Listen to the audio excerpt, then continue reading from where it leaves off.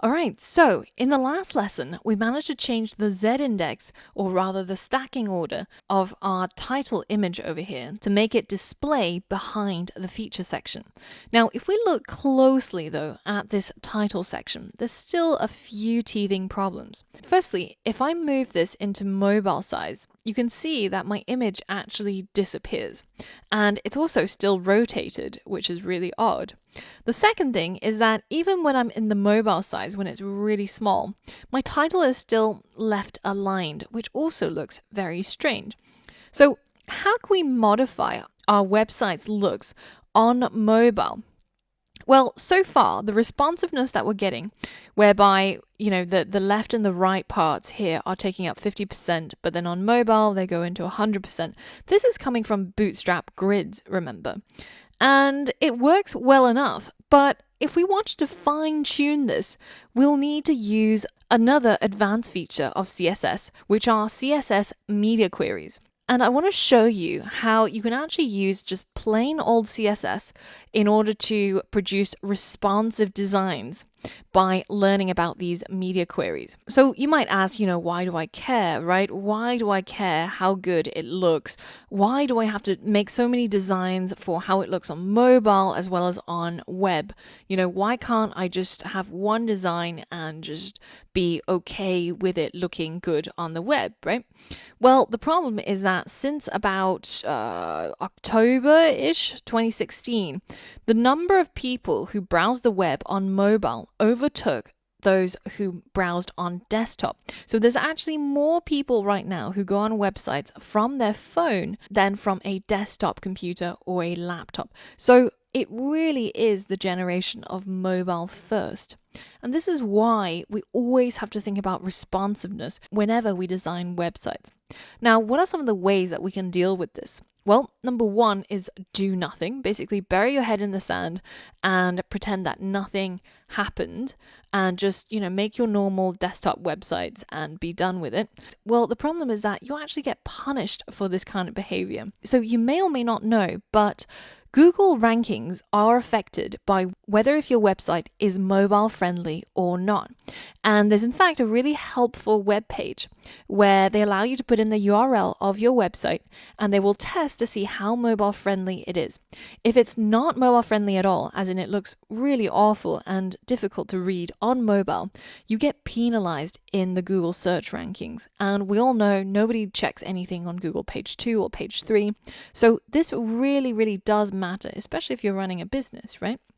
Now, how can we use a website to test this? Well, we can go to our trusty 90s websites. This one is a development design studio called Lamsoft. And it's pretty interesting if you just take a look at it, actually. Firstly, you get a whole 20 seconds of looking at their logo.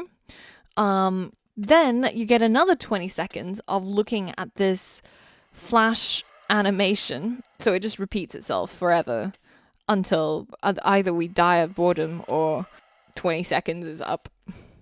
And then, as if all of that wasn't enough, you get another flash animation for 15 seconds. But finally, we get onto the homepage. And it is Killer Website Development, Lamsoft Productions. Let me make your website a place to be proud of. I'm really not sure if we should be proud of this website, but it seems like a relic from the 90s. So maybe if we, time traveled, then this is what was actually cool back then. Anyways, this is clearly not a mobile optimized website. I mean, just what happens? Nothing happens, right? So if we plug this into our mobile friendly test, let's paste that URL in here and let's hit run test. Let's see what the verdict is from Google. All right, so definitely no. Page is not mobile friendly. The text is too small, the viewports are not set, and you will be punished on the Google search rankings. So let's not do that. Let's not ignore mobile friendliness, and we have to do something. So what can we do? Well, we can either make a separate mobile site which redirects users if they're trying to browse from mobile. And many large websites actually do this. For example, if you try to go onto Facebook on your mobile device, not through the app, but through your browser, then you actually get redirected not to facebook.com, but m.facebook.com. And that M stands for mobile because they've actually created a separate site that's laid out perfect for mobile viewing. And you can go there on your normal laptop as well if you just head over to m.facebook.com, and you'll see how they've structured and designed the website completely differently from their desktop version in order to be more mobile friendly. Now, that's also a lot of work. You're kind of designing two separate websites, right? So the third solution, and what I would recommend as the best solution, is to just make your websites responsive so that it looks nice on desktop, on laptop, on iPad, on tablet, and on your mobile. And that is what we're going to learn about today. And we're going to make our website responsive, not using external tools like Bootstrap or any of the other frameworks, but we're going to use CSS native functionality.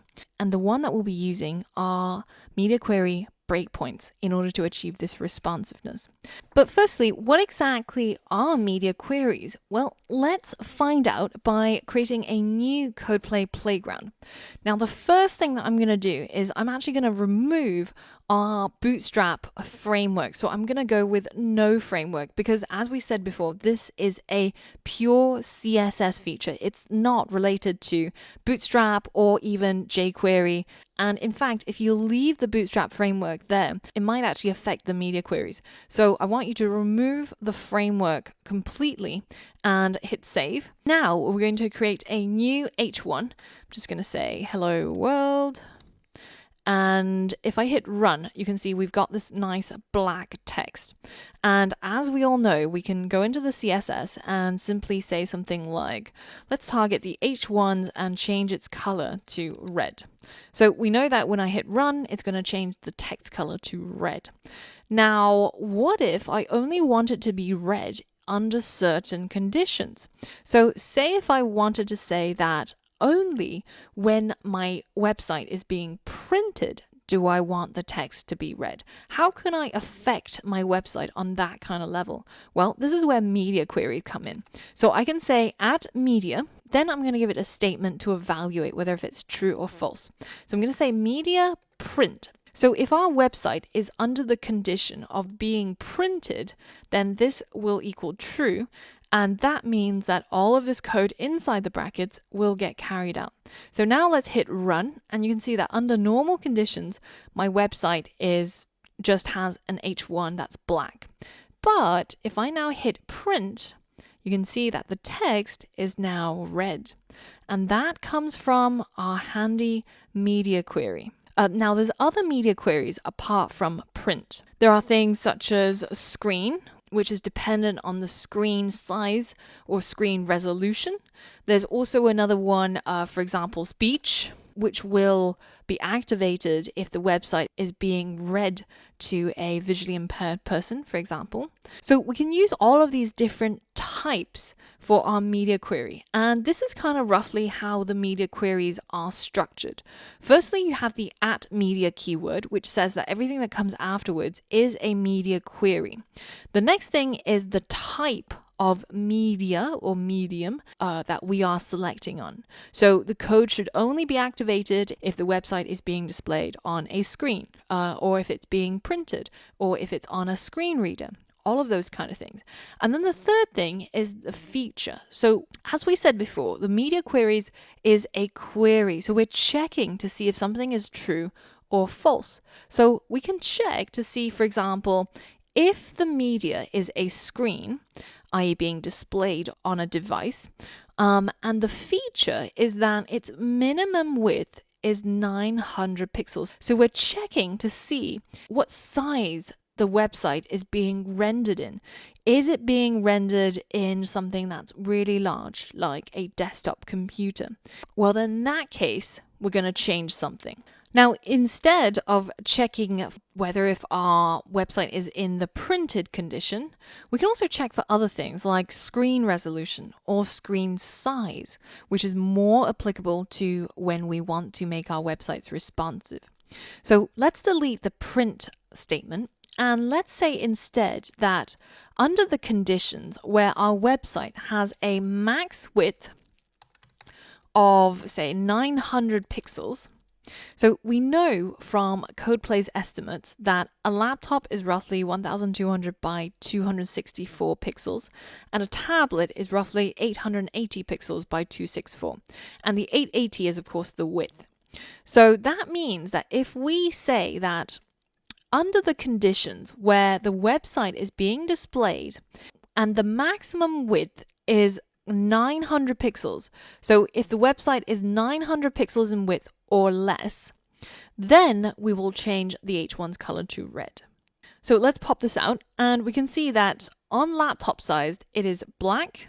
Our H1 is black, but as we get smaller and we go to the tablet size, you can see that our color just changed dramatically. It just turned red. And when our website is any size that's 900 pixels or smaller, so tablet or mobile or, any sort of small device, then we can change and affect our CSS. So what might you want to change in here? So for example, what we might want is that, say, under normal conditions, we want the H1 to be displayed with a font size of, say, 30 pixels, right? So if I hit run, you can see that it's roughly the same size as before. It's large enough for somebody on a desktop size. Now, what if when our screen gets smaller, say on a tablet or mobile, I want the font size to be a little bit bigger so that it's easier to see. So let's change the font size on mobile and tablet to, say, 60 pixels, double the size. So now if I hit run, you can see that nothing really happens on the desktop laptop sizes. But once I trip that breakpoint, that 900 pixel point, you can see it's right here, then our font gets doubled in size and it's now much easier to see on a smartphone. Now you might want to go the other way too. Maybe you want the text to be smaller on the phone and larger on the desktop to take up more space that's available.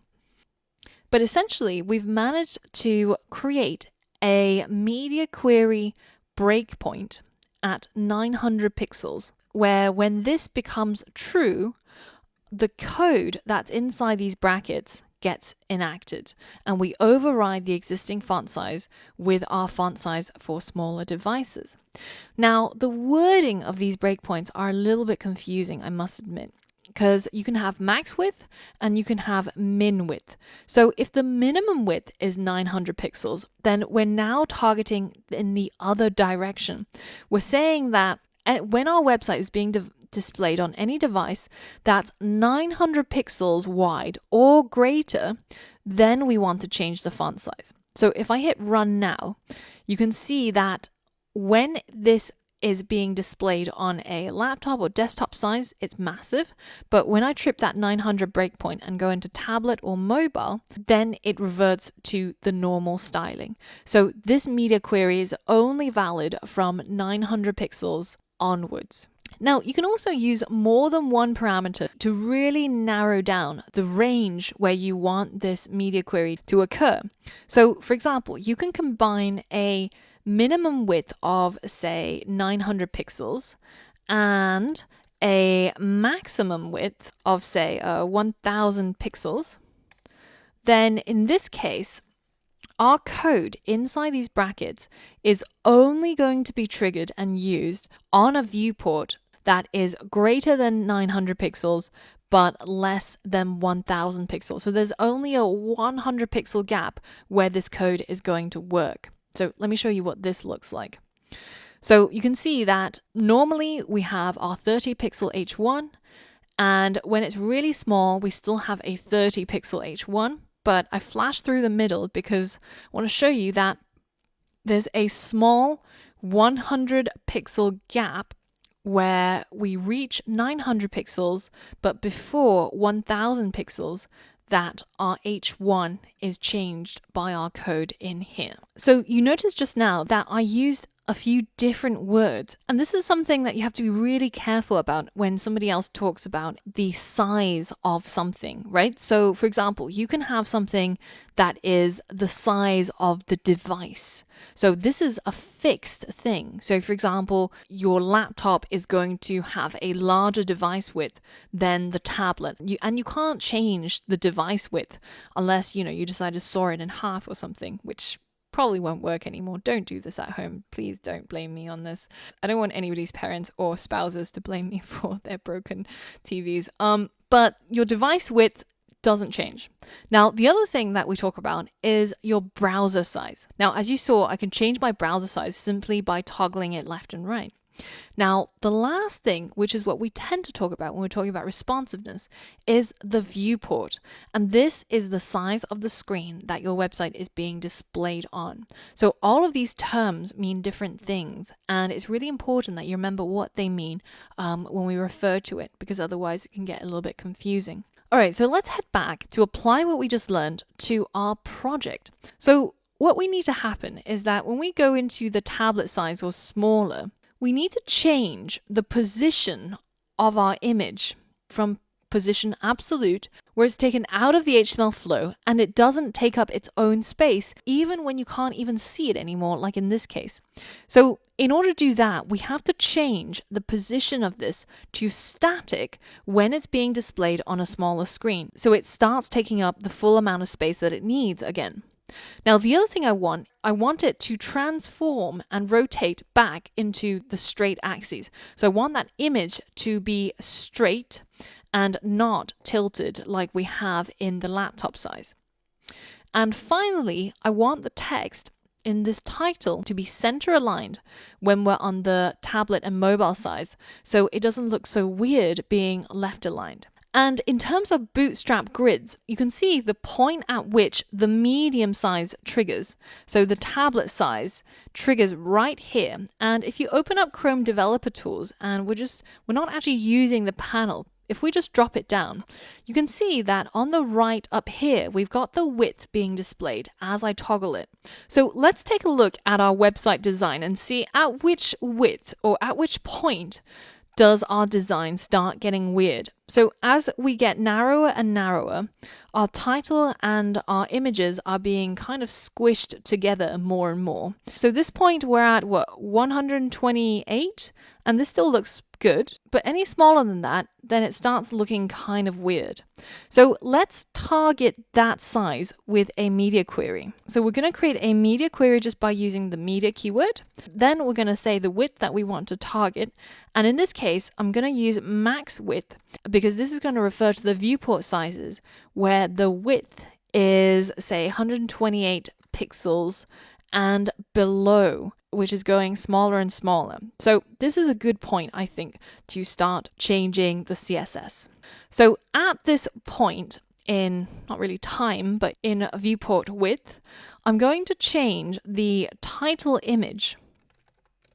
So you would write your CSS just as you would write it inside anywhere else, but it's now inside this media query where this code only gets carried out under the conditions where this is true. So when our viewport is 1028 pixels or smaller, then we want to change our position back to static. And if I hit save and refresh, then you'll notice that when I get into the smaller sizes, so when I go past that breakpoint, then our image becomes the original static size. So it's back into the flow of the HTML and it's not getting cut off by anything else. Now, the next thing we want to do is to rotate it back to the center. So to do this, we have to use the transform property, and we're going to rotate it. Now, you might think that you need to rotate it backwards. So you say minus however many degrees. But actually, this is the absolute rotation.